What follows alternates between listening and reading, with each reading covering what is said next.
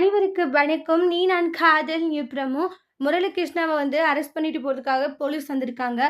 முரளிகிருஷ்ணா என்ன பண்றதுன்னு தெரியாத உடனே ராகவ பார்த்தீங்கன்னா, கழுத்த புடிச்சுட்டு போலீஸ் பாக்கெட்ல இருக்கிற அந்த துப்பாக்கி எடுத்து ராகவோடைய நெத்தியில வச்சுக்கிறாங்க. எல்லாருமே ஷாக் ஆகுறாங்க. அபி இருந்துட்டு, "டேய் என் புருஷன விடுடா" அப்படின்னு சொல்லி அழுகுறாங்க. "இங்க பாரு முரளி விட்டுருன்னு" எவ்வளவோ எல்லாரும் சொல்றாங்க. "அபி உங்க மேல எனக்கு காதலே வரலையா? நான் உங்கள எந்த அளவுக்கு நேசிக்கிறேன், உண்மையா காதலிக்கிறேன். ஆனா என்னுடைய காதலும் அன்பும் ஏன் உங்களுக்கு புரிய மாட்டேங்குது? காதலிக்கலன்னா விட்டுறணும். அத விட்டுட்டு அதாவது கட்டாயப்படுத்தி வரக்கூடாது அந்த காதல்ன்னு சொல்லிட்டு அபி ஃபீல் பண்ணி அழுதுகிட்டு இருக்காங்க கீழ உட்காந்து.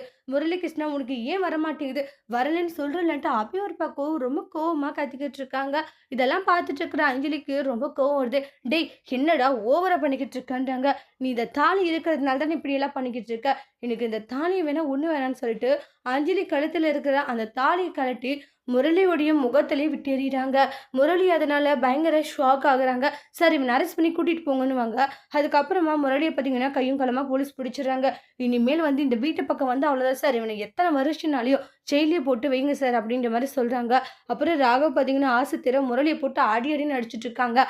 அபியுமே போட்டு அடிச்சுடுறாங்க. அப்புறம் முரளிய அரெஸ்ட் பண்ணி கூட்டிட்டு போறாங்க. அதோட இந்த ப்ரோமோவ முடிச்சிருக்காங்க. Thank you.